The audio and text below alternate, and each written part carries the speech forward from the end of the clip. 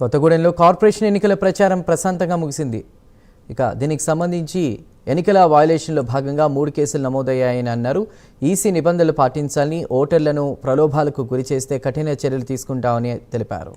ఇక కొత్తగూడెం డిఎస్పీ పరిధిలో 33 లొకేషన్స్ ఏర్పాటు చేశామన్నారు. 110 పోలింగ్ కేంద్రాల్లో ఎన్నికలు జరగనున్నాయని తెలిపారు. 2026 కార్పొరేషన్ ఎలక్షన్స్ మీకు ఇక్కడ కార్పొరేషన్ ఏర్పడటం ఫస్ట్ సారి. అదే విధంగా ఎన్నికల బాధ్యత నిర్వహించడం కూడా మేము ఒక ప్రెస్టీజియస్ ఇష్యూగా ఫీల్ అవుతున్నాము. దానిలో భాగంగా ఇప్పటి వరకు మనకి స్టార్ట్ అయిన కాడ నుంచి ఈ రోజు వరకు కూడా నామినేషన్ పర్వంలో కానీ, విరమణ పరమ వాళ్ళు నామినేషన్ రిజైన్ పరమలో కానీ ఇప్పటి వరకు సక్సెస్ఫుల్ గా ఈ రోజు సాయంత్రం 5 గంటల వరకు ఈ మున్సిపల్ కార్పొరేషన్ ఎలక్షన్స్ కార్యక్రమం ముగించింది. దీంట్లో మేము ప్రధానంగా ఎవరైతే ఎలక్షన్స్ కోడ్ను వైలేషన్ చేశారో వాళ్ళ మీద కేసులు పెట్టడం జరిగింది.